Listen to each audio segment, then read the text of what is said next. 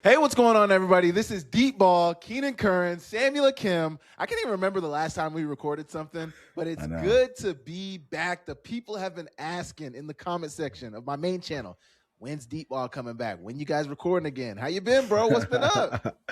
Good, man. Good. I appreciate everybody's grace, and especially yours, Sam.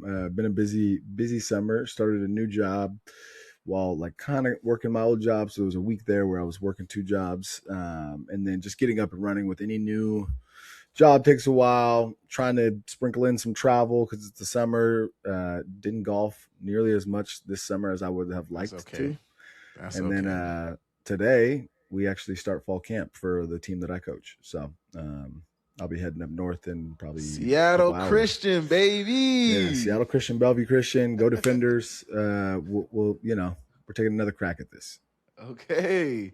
Yeah, Uh man, I what if did you just talk about what you did over summer? I was gonna ask you, like, one of a my little questions on bit. here was Yeah, a little bit. I mean, I guess to get into specifics, I'll just say I started a new job working in the nerve repair space, which has been interesting. Obviously, people that don't know medical device, there's so many different businesses that you can be in medical device yeah, sales. But I started in nerve repair, which is a very like siloed, super unique, super niche. like niche business, Yeah. but it's kind of like we're trying to be on the forefront of where medicine is heading in terms of like you there's a lot of procedures that you get something done and then like post operatively like you don't have the best quality of life while you have fixed the ailment, or maybe you will say cancer. It's like it took away a vital part of your life, and the people with an outlook of like, hey, I'm just grateful to be alive, awesome, right? That's Yeah. the perspective that you need to have. But the people that have the perspective of like, well, I lost some sensory feeling in my hand, or I can't feel my face, or I can't feel XYZ because I had to sacrifice my nerve. We're kind of on the forefront of like trying to improve the quality of life post operatively for some patients that are dealing with some things that where nerves are impacted. So Nice. yeah. So it's a unique change, different, but I'm learning a lot. I'm busy as heck. So that's professionally. OC got the Personally, promotion. OC. yes, I'm the offense coordinator at the school that I coach. And the beauty of that was like that change happened prior to me changing jobs. So like Yeah. I kind of structured the summer where like we did our summer spring camp is what you would call it. We did our spring ball June, pretty much all of June. And I Mm-hmm. didn't change jobs until the end of June. So like I got to pour into, hey, this is the offense I want to run. These are the installs that I want to do. This is kind of our identity. Yeah. And I got that installed in the spring. Not all of it, but like a good bulk of it of what we're trying to accomplish, right? From a run game standpoint, from our pass game standpoint. So I feel pretty confident in that. And then wrinkling things in, as you know, Sam, not the whole playbook changes, but the meat and potatoes stay the same, and then the condiments change, right? The Yeah. toppings change week Yeah. to week. I So, used to like relish. I like mustard now. right, and that's how football is, right? Or Yeah. this team does this, so we're going to change it up. So I have the meat and the potatoes in. We will we'll add in a little bit of things, some screen game stuff, some Give us the play real, action. Keenan. How are Yeah, we feeling about the squad? yeah. So I have a unique. Yeah, this is a really good question actually Yeah, because yeah. we had our coaches meeting on Monday, and I would say this, man. Last season going into it, I didn't know what to expect. Right, it was the Yeah, first right. time that we merged two schools, two very small schools, to create one football team. It's So we had 1A. it's 1A one A. football. So So it'd be we the had comparison of like Class B because it's still 11 man, but it's the last the division of last 11 one. man and yeah, okay. So it's Class Yeah. B in Montana. So we had 17 kids from one school, 27 from another school, and Mm-hmm. combined them. So So you you can guys are see neither. co-oping? Yeah, we're co-oping, and Okay. so this year I think we're at 19 and 29. I think the Mm-hmm. challenge is like you have some kids. One school is a really big basketball school. The other school is 35 minutes south, so they have to commute Mm-hmm. via bus after school. So you lose some kids. There's some attrition to that, right? One of our really good receivers is like, hey, I think I'm just going to focus on basketball this year. I don't like the 45-minute drive north and south. That's an hour Come and a on, half of my bro. day, but I get it, right? And he communicated that, and I can't do anything but respect that, Yeah, right? right. you got to love the game to travel 45 minutes and back. Okay? Yep. So, and then we had some other kids that we thought would come out and play offensive lineman, which would have really helped us out, who just maybe, you know, had a change of heart over the summer. You don't fault the kid for that. Hey, I don't want you to come out if you don't want to be out. If you don't love it, do not come out, because this will not be easy. It's not going to be easy, right? It's not. So I would say we're very thin up front, total transparency, and that factors into, hey, how am I going to call games? Yes. Right? Which is, we might not be running a lot of power in between the tackles. We might not, right? Which is, our coach was a flex bone coach, so he's like used to power, and he said to me earlier this week, he's like, Keenan, I'm so glad that we have you, because there could be some games where we're 4 wide and just quicks. And I said, I am totally fine with that. I said, you got the right guy for that, right? So, You're right. So I think we'll be good. We are really, really talented from a skills perspective, and we're really thin from a front perspective. So, but in terms of like my quarterback, I feel super confident with my quarterback. I feel really confident with my stable of running backs. I feel super confident with my receivers. Like, I would probably venture to say we have probably the best skills groups in our league. It's just like, how are we gonna utilize them to mask some of our other deficiencies? Okay. Yeah. Those being the offensive line. Not that the offensive line isn't good. They're just kind of small and thin, they're small, which is okay. And inexperienced. And I would say our center is actually, he's the head coach's son, and he's going to play at George Fox University. So in small school, but he's in Oregon, right? Yeah, really big kid. I think he's like 6'4", 6'5". Yeah, I knew a kid that went to George Fox. My sister-in-law used to date a kid that went to George Fox. Yeah. So, but I feel good, man. I feel all right. We'll see what happens. You know, it's never as good as you think. It's never going to be as bad as you think. We're just going to put our best foot forward and teach the kids. Have you guys started camp? I don't know if you said that. Have you guys started camp already? We start today. Today's our first practice. So I actually, because I'm doing a lot of admin work, I got breakfast with our quarterback this morning, and I was just like, hey, you got to lock in with him early. Yeah, I was like, hey man, your motto for the year is KYP, right? And not just know your personnel. It is know your pressure. Yes. Know your where protection. Your playmakers are at. Know your protection. Know your where the pressure is going to be coming from. Know your playmakers. Where are your outlets, right? Know your personnel. Which offensive linemen are inexperienced? Where are you going to get a lot of pressure from defense? And then know your plays, right? So where's my quick option? Where's my longer developing option? So I feel confident. We're throwing something down the field, and you don't see it. Check it. Take off. You better take off. Yeah, you better take off. Hey, you better take off. You got to realize I played running quarterback in high school, so I'm not throw it away, because sometimes kids try to throw it away. They don't throw it far enough, or they throw it right to somebody. Grounding, or and I'm like, bro, you better take off. You better go. I'd rather you take the sack than throw the interception. Exactly. Protect the ball. So, but yeah, man, that's kind of we're starting today, and we'll see what happens. It's a lot of first couple of days, a lot of review and a lot of stuff. So it'll be fun. Fall camp is happening right now for everyone in high school, college, and the NFL. What are some of your favorite fall camp stories, regardless of level? I see the Witherspoon jersey. He just got a bag, $33 million a year. A bag. So, what are some of your favorite fall camp stories, though? Yeah, man, I think I could give you one. Well, I never played in the NFL, so I can't give you one from there. But I can give you one from high school, maybe a couple from college. High school, I think it was a transition from my junior year to senior year. My school was super talented, like my whole time there. And then senior year, we had a bunch of coaches left, had some new coaches, a lot of talent. We had 7 guys signed to go play D1 after my junior year. So it was like, we're like, oh, this is a rebuilding year for the Eagles. And we're like, nah. And so I think it was just like the camaraderie of getting everybody on the same page. And like, we worked extremely hard in the summer. And then like fall camp, like it was almost my mission.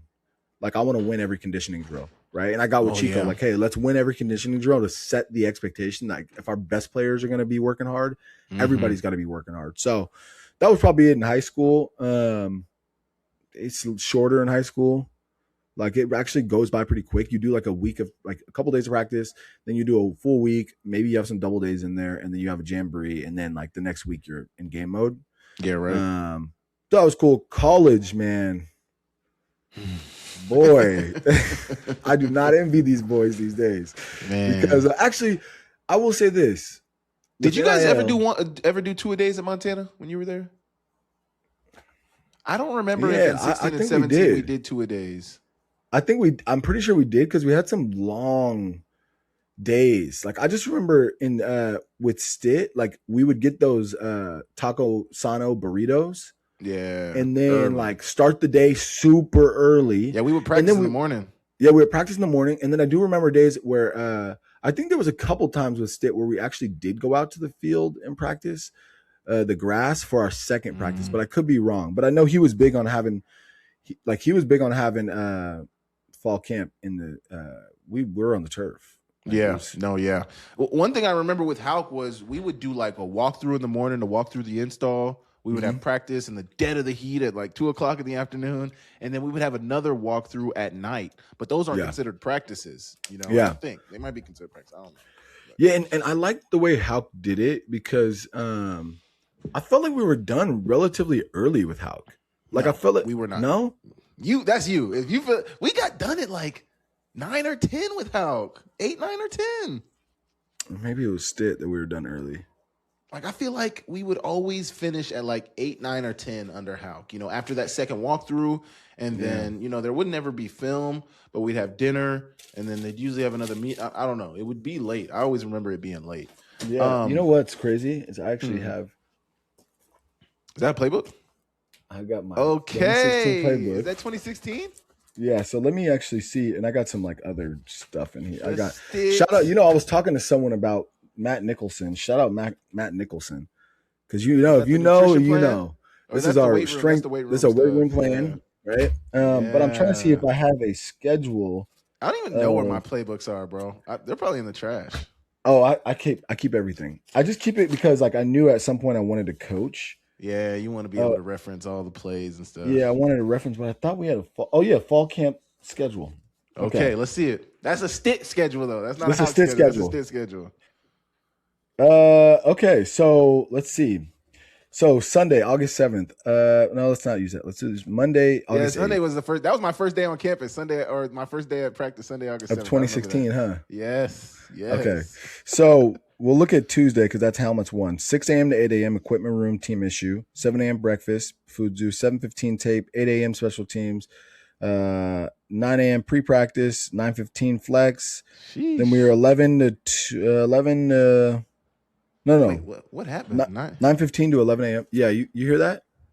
No, I was saying like no. I was saying this. Do you you went from 9:15 flex? Then you said 11 a.m. is treatments and staff film. What was review. that? What time? 11. So we had a 2-hour practice. Yeah, so that's after. Okay, yeah. Then we would have lunch at 11:45, and then we have a break until 1:45 was defense, 2:45 was offensive lift. So that's usually where guys are passing out, right? Napping, trying to get some sleep. 4 p.m. is meetings. 5:30 is team meeting. 6 p.m. We is had dinner. a decent break in there because you go from the lifts and then depending on when you lift to that 4 p.m. Yeah. So it was Stit. It was Stit who we were done pretty early. Yes, because after that 4 p.m. meeting we're done. No, but after the 5:30 team meeting, we were done actually.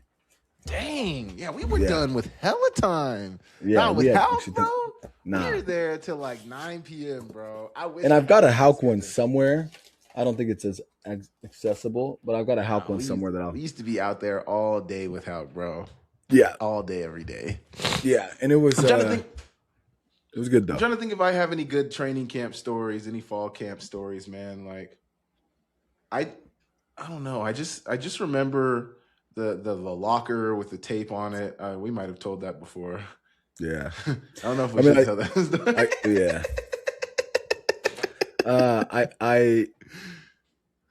I think maybe going into my junior year. No, maybe going into my sophomore year. Yeah, going into sophomore year. Here's a good question for you. This is later. Did you ever get into a fight with a teammate? You know, I was about to talk about that. I was literally about to talk about that, bro. Going into my sophomore year, I think I got into a fight. I don't remember. I have no idea how that started. So you'll have to give the full story. Yeah, so it was a little bit of me being an asshole, making some fun, and then I think the guy took it wrong. So essentially, we had a teammate, and he had this big truck, and he's on the shorter side, and like we ended up having a fine relationship, as many fights do, right? You end up like you're like, Yeah. oh, whatever, it's whatever. Yeah. So at that time, my niece was really young, and my niece is 11 now, right? So she was young, maybe 2 years old. She was a freaking toddler. Yeah, and she would climb up onto my sister's couch, right? Like it was like her climbing up, and he had a big truck, and I just posted this video. I actually sent it to my roommates, and I was like, this is this guy climbing into his truck, a video of my niece, right? And they thought it was funny, and I saved it or whatever. And like the video was much earlier in the summer. And then we were at lunch or something like that, and like I think Caleb was talking about it, and he was like, bro, you won't post that on your main story. And I was like, say I won't. I'm like, bro, say I won't. So I posted on my main story. Somehow word gets back to him. What do you mean somehow? He probably followed you. So like, well, this is after practice, right? This is after practice, I think. Yeah, it's after practice, and he comes in the locker room. He's like, yo, you talking mess about me? And I was like, no. Like, I just posted the video. He was like, why don't you say it to my face? And I was like, okay, you're short. Like, what do you like? I'll say it to your face. And anybody that knows me, like, if you tell me to do something, you try me, I'm going to do it, right? Just to like, because you're not gonna corner me into being soft. So he says that, he kind of rushes me and like pushes me a little bit, and then like we start to throw him blows, and then I like twist him and I get him kind of tucked into my locker. And it was gonna get bad, and I started kind of throwing some shots, and he had a friend that was a running back who came and like pulled me off in a DB, and I was like, bro, like, nah, that's some like, I said a lot of explicit words, and I was like, you're a beep, and like, bro, I'll whoop your beep, and I was like, nah, let's run it, like, let's go outside, like, you're not about to just get away easy because you snuck me, and then you got off easy. So I had everybody come in and save you. When I was actually I was starting to work your ass out. Pause. I was about to work your ass out, and I had like a mark on my face because he caught me one time. And so I'm walking up. I'm walking up to give my loop to Stack, and I see him in the hallway again. I said, "You're a beep. And I'll whoop your ass. Let's walk outside." Like, you're lucky they pulled me off you. I was gonna whoop your. And after that, we did not talk. He avoided, and I think at this point he probably. I've got to say this politely. Me and him were not going against each other in one-on-ones. Like your time to go. Yeah, it was not really like we were not. At that point, we were not going against each other. The year before, when I was a freshman, we were very much like going against each other. Battling. It's like but at that point, we weren't going against each other anymore. I was just like, no, I'm gonna go against somebody else. And so so that was. I did get in a fight, but that's my only fight. That was my only fight, like in the locker. And I don't even think I fought anybody on the field. Yeah, I got some fights on the field, but that happens. I feel like that happens to everybody. Yeah, like as it should. Fights and stuff. Like you get into jibber jabber, especially with your own team. You get into like, man, you're what? Stop holding me. Yeah. Stop holding me. You're being with the Stitt defense, their problem was holding. With the Hauk offense or with the Hauk defense, their problem was they just. It's like they can rough us up and we can't do nothing. They're annoying. Yeah, they were annoying, bro. Yeah. Like, and I, who I used to get into it with is my senior year was Nash. D Nash? D Nash in fall camp. Because I'd be like, bro, like, don't hold me. And D Nash, what I respect most about him is he's not backing down to nobody. No, he doesn't care if you're older than him. Nothing. He's like, what? I never forget freshman year, you know how they have people take their plates and stuff like that. And Kidder was like, hey, Rook, get my plate. And Nash was like, I don't know who you're talking to. Like, I'm not taking your plate. I'm not getting your plate. No. And so I respected that. Like, I respected how he approached the game. And at that point, I was just like, look, we're battling, but like, it is what it is. Because the other corners, it was Nash and it was JC. JC didn't get there until 18, though. Remember? Well, my senior year moved in. Yeah, my senior Nash year, also. I don't think Nash moved until Hauk came too, right? Yeah, then or like maybe the year before. No, it was the year Stitt second. Our second year, 2017, is I think when Nash moved to defense because he was a receiver as a freshman. Yeah, and then there was no safeties that I didn't get along with. Like, I don't know, it was Sandro, and like I enjoy Sandry, and then Epps. Epps, got along with Epps. I mean, we were seniors together, so we were in like leadership council together. So, so it was cool, man. Like I very much enjoyed the guys that I played with. Sometimes I do wish I was a little bit more edgy, but I've always been a statesman. Yeah, elder statesman. I definitely have a story, and I can say his name because he's my friend, and we laugh about it now. He was actually in my wedding, Brennan Corbin. I don't know if you wouldn't have been there. Nobody was there. It's literally just us. But you know, Stitt used to do the groundwork thing where we'd have to wake up early, and you know, we'd have to push the ball, and you know, we had gotten well, I wasn't even there, but some things that happened the freshman year, and we had to do groundwork, and we you know, I think everybody was just kind of tired. But you remember freshman year, you know, I used to listen to Famous Dex, and everybody hated Famous Dex. But like I came into Montana, I was a big Famous Dex stan. And so, you know, I never really got to be on the aux. And when I did get on the aux, people would always kick me off the aux super fast. So this morning, I think we had just finished groundwork, and you know, we would just do groundwork and then we'd stay up there because, you know, lift would be like, groundwork was like 4:45, 5 o'clock. Our lift would be at like 6. So we'd just stay there until our lift would happen. But after we finished groundwork, you know, we all used to just play music, fool around in the locker room. And I got on the aux and I'm playing some Famous Dex. And Brennan, you know, he was not he's like, yo, like, not today. I'm just not feeling it. And you know, he unplugged my phone, and I was like, yo, bro, like I don't know. I was just you were feeling that way. Yeah, like usually I wouldn't care, but today, like this day, I was just not having it. I'm like, bro, don't touch my phone. Like, stop and like let my music play. Just enjoy the Famous Dex. And we didn't even throw any punches, but like, you know, he unplugged my phone. I walked up to him and like got into his face, and I think I tried to like plug my phone back in or something. Either way, like we got, you know, where how the music used to be in that old locker room, like it was right in the DB section. Bay, and so we were standing right there, and you know, we started tussling, just like kind of like wrestling, and he looked. I'm not gonna lie, B was strong. Like he got me in a headlock. He got me. He got me. You ain't never gonna live that down. He got me in a headlock, but like we didn't, nothing happened. They ended up breaking it up, and then, you know, obviously we ended up being good friends. But yeah, we definitely went at it. That's over the Famous Dex, and they were not feeling the Famous Dex at all. Yeah, bro, nobody was feeling Famous Dex. We were far too removed from wherever you were listening to that to be listening to that. I don't even know how I found him sometime during my senior year in high school, and I don't know. It was just like I was just like, yo, this guy he's got the dreads like me. Like his music's got energy like me. Like it was the same energy. Famous Dex and you were like, you were running out the tunnel. And we're just like, bro, this guy's got too much energy. And especially in like fall camp or in those, you know, early days. Yes. And you're like, bro, we're all just getting here. There's so much excitement. That's what I miss the most. Is the nostalgia of like, there's so much excitement going into it.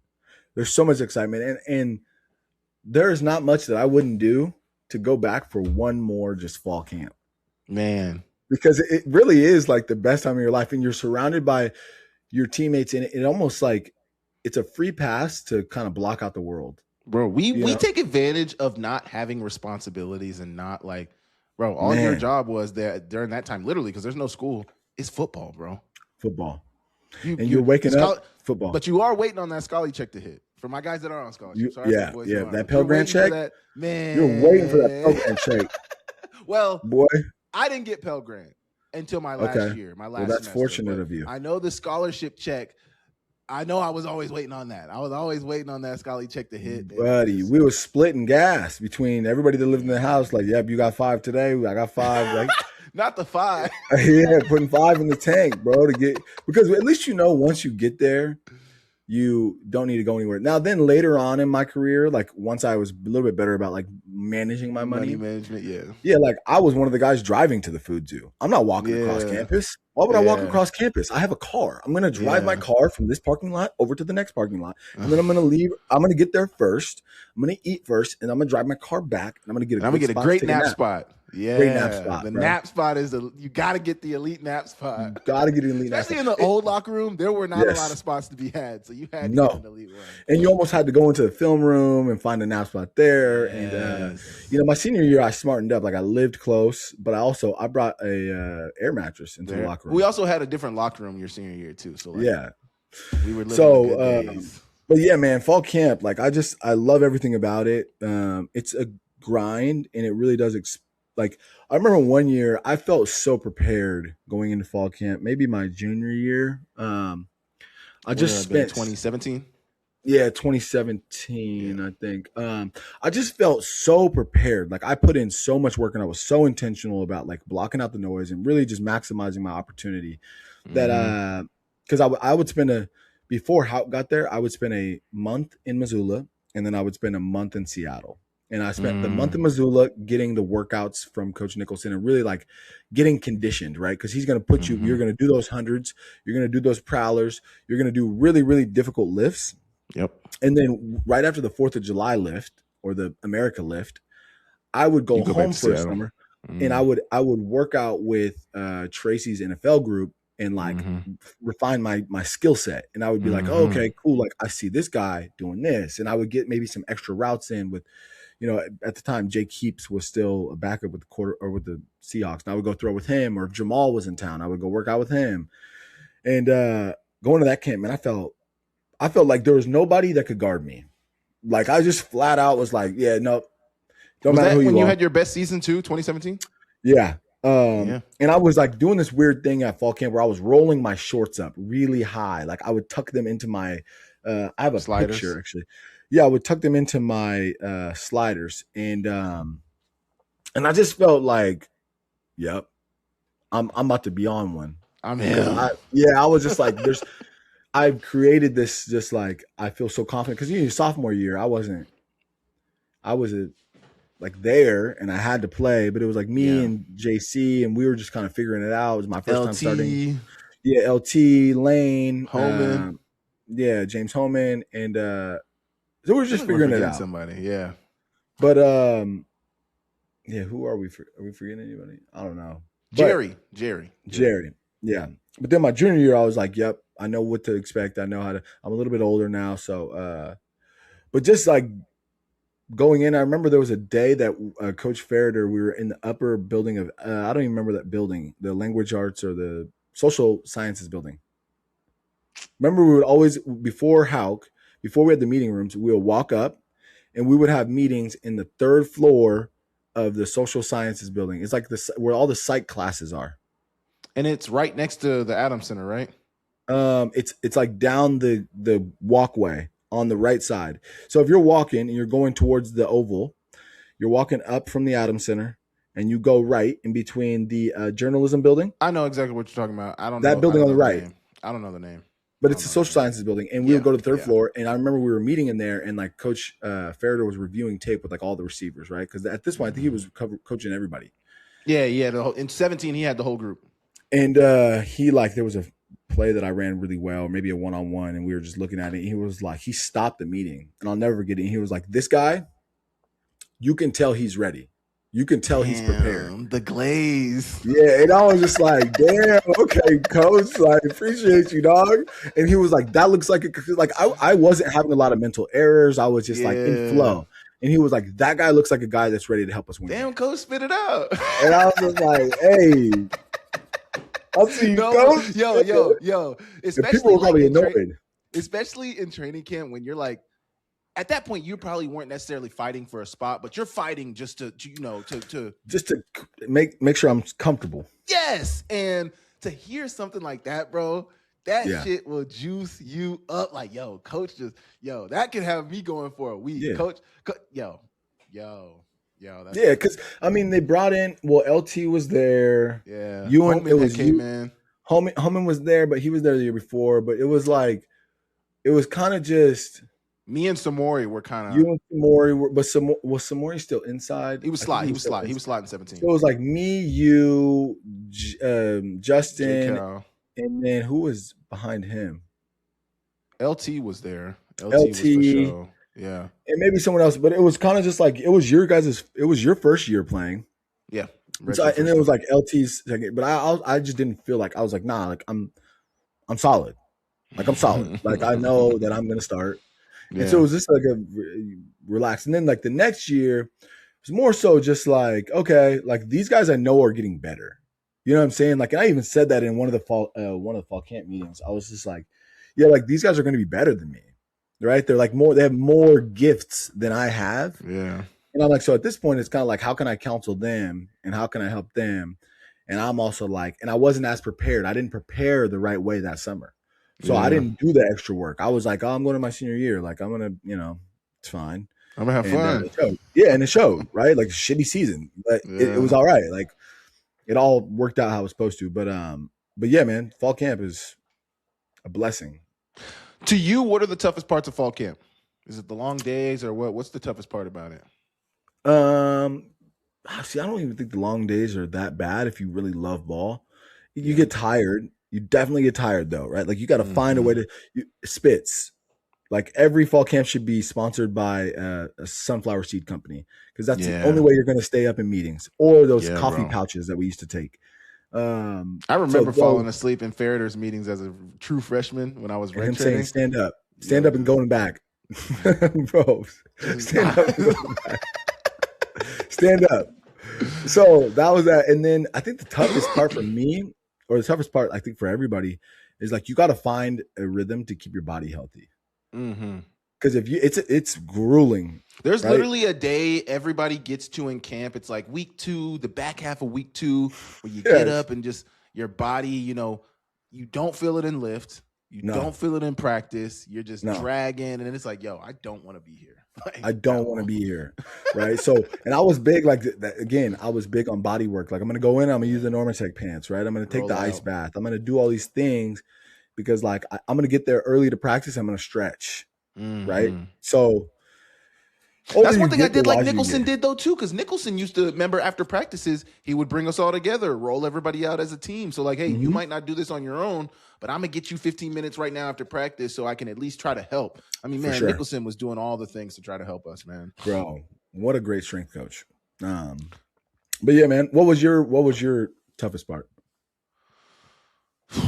My toughest part, I feel like as a young player, the toughest part for me was really trying to figure out where you stand, especially when you don't have a spot sewed up, like 2017, trying to figure out where I stand, 2018, trying to figure out where I stand. Like, obviously you're making plays, obviously you're trying to do the things, but you don't really know where, unless because there's no, they didn't, from my understanding, obviously there's guys going with the ones, there's guys going with the twos. And if you go with the twos, you understand like, okay, I'm probably a 2, it's not a 3. Like I'm not a 1. That was but, like that was one of the toughest parts for me is just like, because I'll never forget when I was with the Stars and I did training camp. We went through training camp, I was talking about this on my main channel the other day. Like you start to do the math, like, this is something you have to do at college. And obviously I only dealt with this 1 year in the USFL, but they only kept like 45 guys, 42 guys or something like that. So like late in camp, you start to kind of count like, okay, he's going to make it. He's going to, at least for the receiver room, we knew 5 or 6 receivers were going to be kept.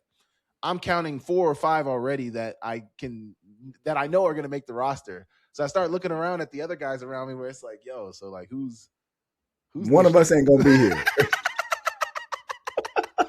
Or a couple of us ain't going to be here. Yes, bro. Like, it's stressful, but that was really the toughest part for me was like dealing with the mental stress of training camp, dealing with the mental stress of position battles and, reps and like not trying to overthink and things like that. And obviously, in 2019, 2021, it's not even a problem because you're that boy. But in 17 and 18, when you're really fighting for a spot or just fighting at that time, you're not necessarily fighting for a spot. You're fighting for playing time.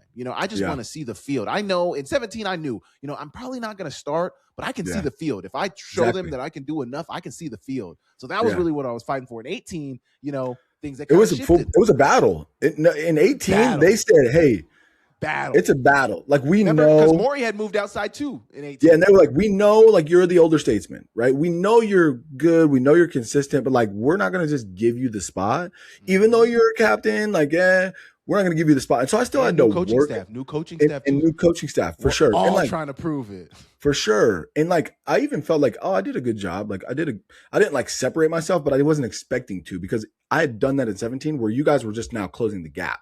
And you guys were like, okay, cool. Like we know we got what he got. Like we know we can play. We know we can do what he does. And so it wasn't fall camp that like I dropped. It was like in the season. It was like, oh, okay, like third game, like, oh, you're not playing very well. Okay, cool. Let's shake some things up. But for you guys, it was kind of like my 17 was like, hey, game's slowing down. We're on your heels. We're on your heels, pal. Yeah. We're here. So and it was cool, but it was cool for me to see too, because I'm like, okay, I know it's inevitable.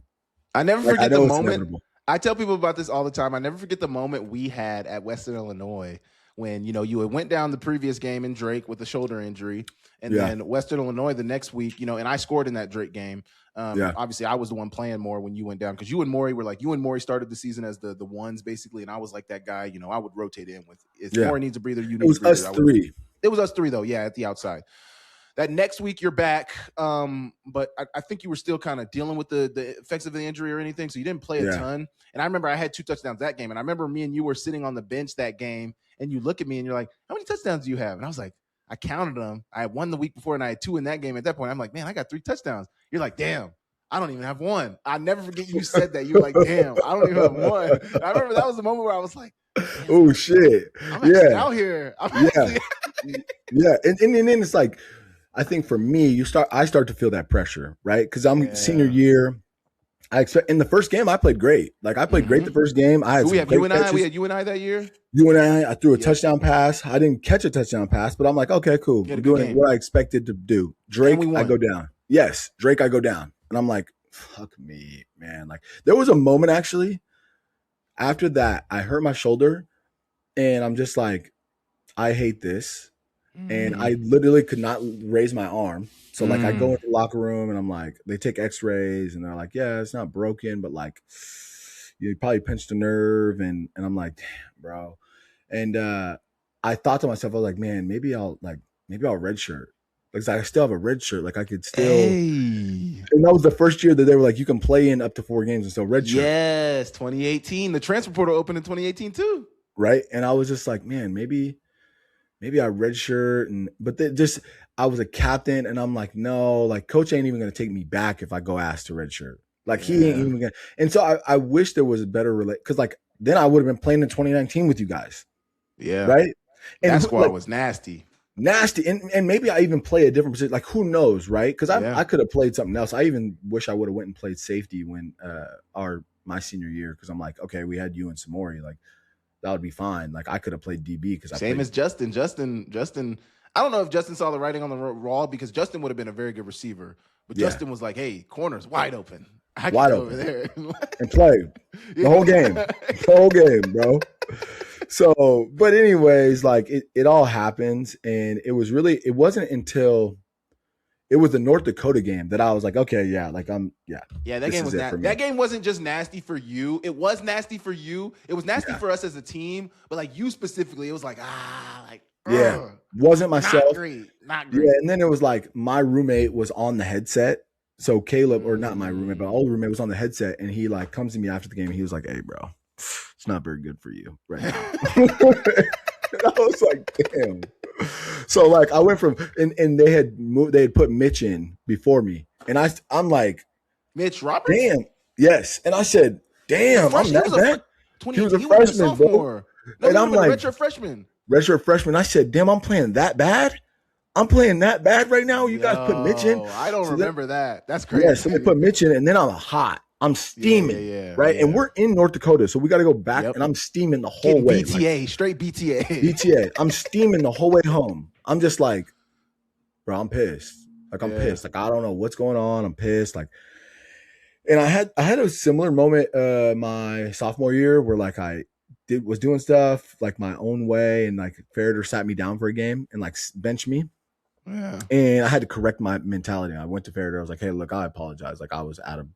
But I don't, can I go play special teams this week? Like, I know I'm not going to play. You move me down to a 3 from starting. Like, just because you're pissed off that I'm doing things my own way. Okay, cool. So then I go play special teams. I change my mindset. I'm like, no, I just want to be a contributor to the team, right? But it's easier to do that when you're a sophomore and starting, and you probably shouldn't be starting. Or you got time. Senior year, I'm steaming on the way home.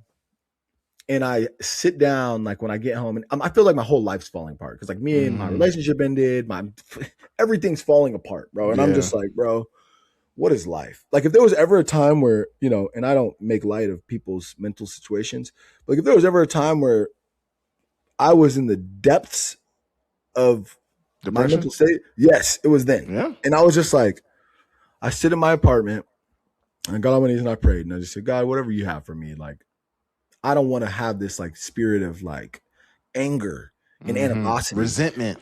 Yeah, because I'm like, man, here I am. I'm in my senior year. I've had a great time here, and I'm gonna sulk, right? I'm gonna sulk. So I remember going in. I literally hit up Pease the next day. I was like, hey, can I come talk to you in your office? And when a player comes to talk to you in your office, they're probably thinking, oh, he's pissed about something. And he's gonna Why am I not playing? Why'd you play Mitch over me? So I go to his office and I sit down and I said, hey, coach. I know you're probably thinking I'm pissed off right now, right? And yeah, am I angry? Yeah, but I'm not angry at you. I'm angry at myself for allowing it to get this way, that I put so much pressure on myself that I've collapsed, essentially. I said, I wrote, and remember when he had us write about all the players in the room? I think it was Pease. He had us like write about like every play, like who ranked the players, ranked the receivers in the room. And I didn't even put myself in the top 3. And I don't know if I ever told you guys that. I think I put Jerry 1 and you and Samori are like 2 or 3, right? I think I put Samori 1. I may have put Samori 1 too. I can't remember, but I think I put Jerry, and then but I wasn't in it, right? Yeah. And I explained why I put everybody, and I was like, this guy, I was like, Samori could be the best one in the room if he bought into like the process of just improvement and not just like thinking that he's got it figured out, right? And I said, because like his environment, and this was when I remember that environment B didn't care about working out. Yeah. And so I was like, if he just removed himself from his environment, he'd probably be the best one in the room, right? So anyways, I go to Pease's office and I sit down with him. I say, hey, look, I know you probably think I'm gonna be pissed off. I'm not. Like, I said, look, I maybe I don't agree with you putting Mitch ahead of me, but like at the same time, I wasn't playing well. That's not my decision to make. I'm not, those decisions are above my pay grade, right? Yep. I said, but the one thing I do ask, I don't know how much football I have left to play, right? And I know from when Coach Shan said in meetings, like, man, once you're done, right? Yeah. There's no going back to this. Yeah. And I was like, I don't know how much football I have left, and I'm not going to complain about where you have me on the depth chart, but I would love if you would allow me to go play special teams. Because at this point in my life, in football life, I wasn't playing special teams anymore. Yeah. Like, I no longer was playing special teams. That was my calling card when I was a freshman, sophomore. They ripped me off special teams in 2018 too. Exactly, right? So he took me off special teams. So I go to him and I'm like, hey, I want to be on everything. Like, you tell Coach, and I can remember, I think it was Hauk. I'm like, tell Coach Hauk I'll be on any special teams that he wants. Whatever he wants me on, I'll be on it. And then I started playing special teams, right? So I started playing more special teams. They're like, you're a senior, you're playing special teams. And I'm like, yeah, I'm a captain. Like, if I just sit on the sideline and I'm watching, like, what are we doing? It's not going to look good. Not going to look good. And I'm going to sulk. And I'm not going to be a positive light force to like you guys. Like, I don't want us to be bad. Even if I'm playing bad, I want you guys to play well. So how can I be your eyes? But I also, and I know myself, if I'm just sitting there, I'm not going to be in a good mood. I'm not going to be in a good mood. So started playing special teams, started making a difference in special teams, right? Started doing a little bit better and like making a difference in the game. And then it was the Southern Utah game that it was like, okay, I scored one other time. No, I didn't. You scored at Southern Utah. I scored twice at Southern Utah. Yeah, you did. But I started to change my mentality. Because I remember the Southern Utah game because you had scored twice early. And I was like, at that point, I was kind of that guy in 2018. And that's when I had kind of taken over. You ascended. Like, remember, I was like, dang, I ain't got no touchdowns. And I ended up scoring 2 in the second half. We all went crazy that game. We all had a touchdown. And they did me a favor there. They gave me a charity gift. They gave me the game ball from that game. They're like, man, this guy, we thought he was going to have 1,000-yard season. And he comes in and he kind of lays an egg, but he had this good game. So gave me the game ball that game. And then obviously the Grizz Cat game went loco. And Coach, they gave me a gift that one too. They were like, hey, we're going to start Keenan over you, Samori. Like, it's a senior year. Senior day as well. Yeah, and then I went loco. And that's when I started. That's the only reason I even went and trained to try to make it, because I was like, man, my last 2 games. Yeah, I was like, my last 2 games, I reminded myself who I actually am. Well, remember right? we played Idaho before. We played Southern Utah, Idaho, and then we played the Cats. So the Yes. Idaho game was before that. Yeah. So yeah, I felt like I got back to who I was, and that's why I feel so good about the way I ended. Because I was like, at least I didn't end like sulking mad, like, dude, coach did me wrong. It was just like, no, you weren't playing well. You had all these bullshit things going on in your life, and then so it was good. And then I got to see you guys like progress, and you know, like it was a dope experience, man. It was for sure. Like, fall camp, training camp, early season, man. Yeah. Man, I was actually talking to Tabor last week at practice, and bro, it's been 5 years since I was last in a Grizz jersey, bro.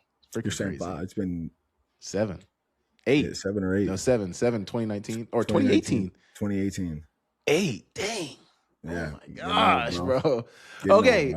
I know we've been talking a lot of ball. We only got about 15 minutes left. But the FCS top 25 dropped. The stats perform top 25 dropped. Do you have any issues with the rankings? I don't have issues with the rankings. It's just, and I hate to say this, I love the FCS. It feels so watered down. Does it? All because so NDSU left? I feel like it's so top heavy. Like Montana State, Montana, South Dakota State, top heavy type? Yeah. Like, to be honest with me, you think UC Davis has a chance to beat Montana? I do. I would pick them to win right now, honestly. I'm not going to lie. Wow. That's crazy. No way. I just feel like, I don't see it. I just don't see it. No, I just feel like, and I don't have a problem with Montana State being the favorites to win because, like, if on paper, you probably should pick them. You have a problem with it. Let's be real. They got to stay healthy. Yeah. But I don't have a problem with it. They just won. You're not going to knock on wood? No. It's not my bad, Juju. So I just feel like North Dakota State leaves a hole. Because you at least knew you had like 4 teams, like Montana, Montana State, South Dakota State, South Dakota, or North Dakota State. It's like, okay, cool. It's literally only one team gone. There's still Illinois State. But they are. When you think FCS, they're the first team that people think of. Yeah, but funny enough, the most watched FCS playoff game of all time was the Brawl 2.0 in Bozeman. So sure, maybe people might think of NDSU because they win the national championships. But when you're watching a football game, the thing that people want to watch is Montana State football. Yeah. I'm actually really excited for that. Not excited for it to be in Bozeman, though. That kind of sucks. Are you going to go? No. I won't step foot in that town. Are you going to any games this year? Yeah, I'm going to try to. I got to see we have our schedule, and it's just like figuring out like, okay, which one works. Because we don't have any bye weeks.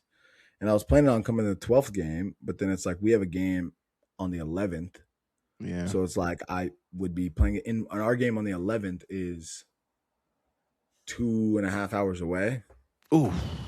So then you drive 2.5 hours back. Then you wait. You probably got to leave pretty early to drive to get here. 6 o'clock game. So yeah, nah. Get done at 8, back at 10:30, then try to make it there in the morning. So yeah, not gonna happen. Okay, go ahead. I got some interesting questions I wanted to ask you. Let's go. What's the easiest position to look good playing? People are not gonna like this. Tight end. How? Because they're not really expected to be great at either thing that they do. They're just supposed to be sufficient. You want them to be a pretty good blocker, bro. You want them to be, but you don't expect them to be a tackle, or they would be a tackle. Yeah, fair. Right? And you don't expect them to be as fast or agile as a receiver. I know it's kind of crazy how like a good tight end season is like 30 to 40 catches, 500 yards. It's like, oh, you're a first round draft pick. You know what I'm saying? Like, bro, I thought about this and I was like, tight end. Like, it's got to be tight end. Yeah. Because nothing else. Like, bro, if you're a DN and you just get blocked, you don't look good, right? I'm not going to lie.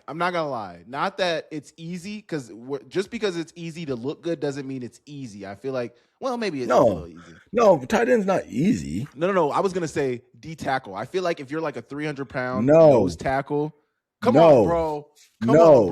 What do you mean? Bro, watch the last Hard Knocks, right? This Uso Seamalu I was from the just gonna Seahawks. ask you about Hard Knocks if you've Yes. been watching So it. I know you've been even though locked you're in. big, some big guys don't know how to use their hands and leverage, right? And Yeah. really extend because they're just big. And so But I if you feel like know it's the actually basics, tough. it's easy to look good. If How? you What do if you're know how not? to extend your arms, like it's easy to kind of two gap and all the things. Like you're 300 I feel pounds. like It's it's. hard I to feel move like you it's. anyway. I feel like it's harder because they have to be conditioned, Yeah, and they're not fair. naturally You can't people be that out of have shape. great. You can't just be big Yes, and sloppy. No. yes, and I think it's tough. They're moving a lot of weight, and they're banging heads every play. Yeah. Would you rather have an elite coach with average talent or an elite talent with an average coach? Let me go first. I would rather have an elite coach with average talent. What would you say? Yeah, I agree. Because think about like the Jason X of the world, or not that Kurt Signetti had average talent, but think about the Kurt Signettis of the world. Like coaches like that don't necessarily need all world talent to put a good product on the field. But there are some coaches that we both know that have had elite talent and haven't been able to get that talent over the finish line. I mean, Oregon hasn't been in a national championship in how long? But Dan Lanning's the top 5 coach in college football? He's a great recruiter and he's a great motivator. But like, absolutely. He's a great coach. I don't know. But yeah, I would rather elite coach with average players. And I see that now. I'm not saying I'm an elite coach, but like you can mask a lot of problems with really, really good coaching. Yep, absolutely. And buy-in guys. Yes. What was the most embarrassing football moment of your college career? Where do I start? Just one. This is getting up on the stage saying we want NDSU in 2018. Oh my God. The next day, I catch a screen. I literally just need to get like 2 yards and get down. I fumble the ball against Portland State. They get it. They go down. They kick a game-winning field goal to beat us. 53 yards. I didn't want to show my face in Missoula. Bro, I literally went out to dinner that night and I wore a sweater and I cinched it. And I was just like, bro. And I didn't want to go out, but I had like people in town. It was homecoming. Yeah, and there was people in town. And I was just like, bro, what is life? Bro, I feel like mine is. I mean, that's bad, and mine might not beat that. But to me, mine is even worse, bro. We were playing Southern Utah my senior year, and at that point, like I'm close to some of the records, and everybody understands who I am and what I've done at that point. Well, I'm lined up on our sideline, 1-on-1 with me and Singleton. He's from Portland. Maury actually knows him, but he was probably one of the top 3 corners in the conference at the time, so he was good. But I remember hearing we're right by the student section, so we're like 30 and in, we're very close to the end zone. And I remember hearing one of the students right before the ball was snapped, hey, number, whatever the corner, I think he was like number 5 or 10 or something. They're like, hey, number 5, Sammy's about to cook you. And I had a 1-on-1 fade. Like it was me and Chris Brown actually threw it. And like, I got off the line and, like I ran the route and I freaking dropped it, bro. I dropped it. That's the worst. It is right by the student section. So like, bro just said, hey, Sammy's gonna cook you. I had a step or, he was there, but like he was in my back hip pocket and just like, bro, dropped embarrassing, bro. Yeah, bro. It happens. It happens, bro. I don't have some. Okay. What's something a coach said to you that you never forgot? I'm trying to think, man. Had some good coaches. Probably I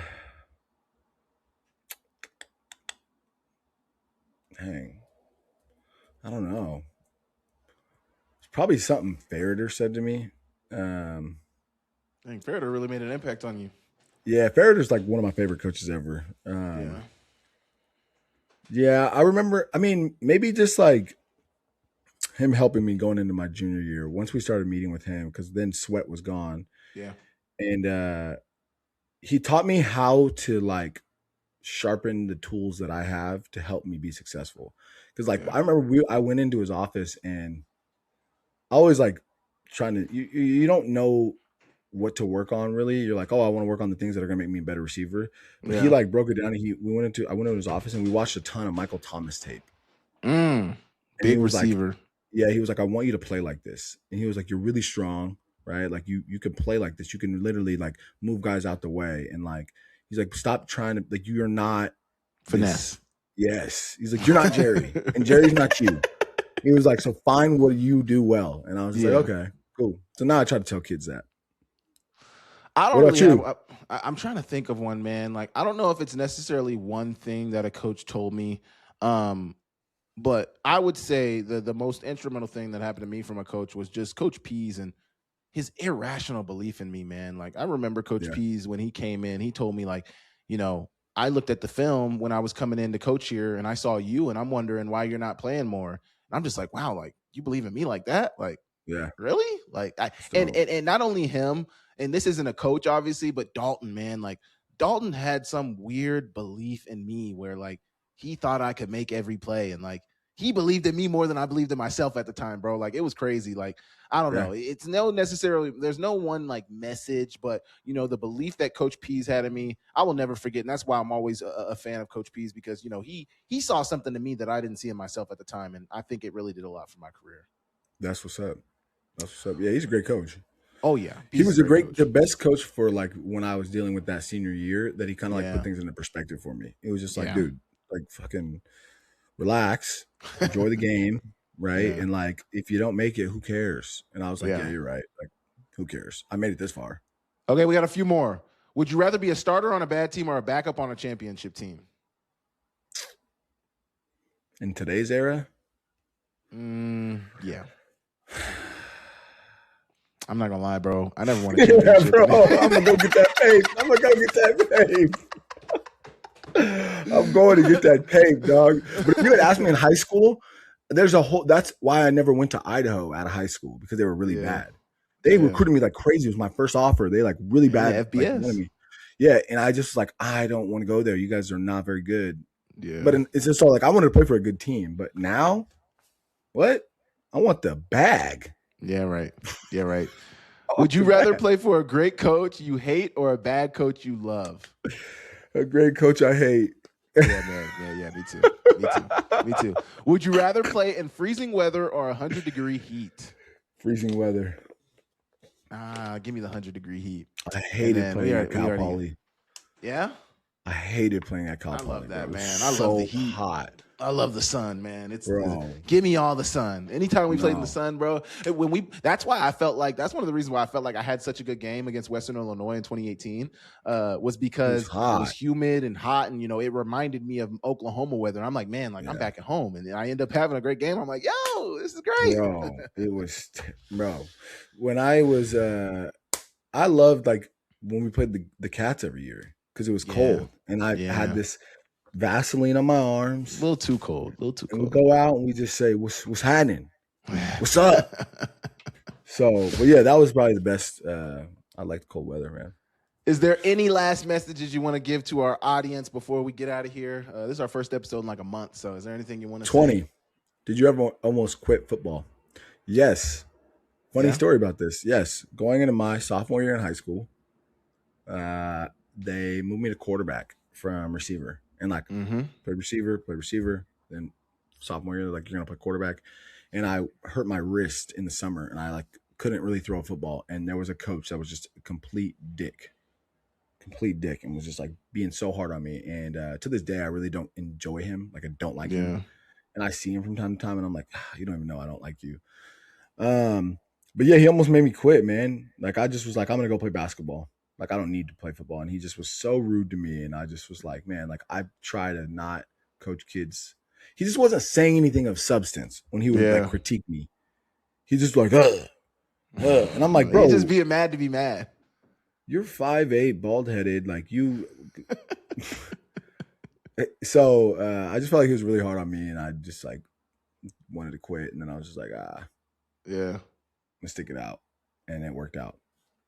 I feel like I was close to quitting after 2017 because I didn't have a good year.